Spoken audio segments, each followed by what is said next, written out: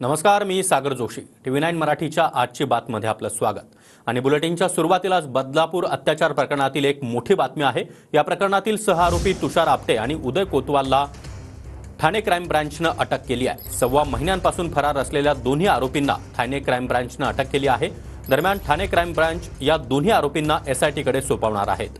कालच हायकोर्टाने आपटे आणि कोतवाल यांच्या अटकपूर्व जामीन फेटाळला होता। दरम्यान या दोन्ही आरोपींना उद्या कल्याण कोर्टामध्ये हजर केलं जाणार आहे।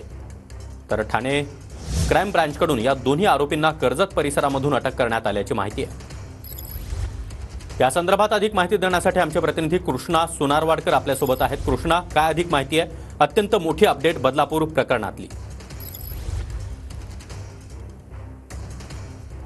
तर पुन्हा एकदा कृष्णा यांच्यासोबत संपर्क साधण्याचा प्रयत्न करणार आहोत। मात्र फरार आरोपी कोतवाल आणि आपटेला बेड्या ठोकण्यात आलेल्या आहेत। कोर्टाच्या आदेशानंतर संचालक कोतवाल आणि सचिव आपटेवर गुन्हा दाखल झाला होता।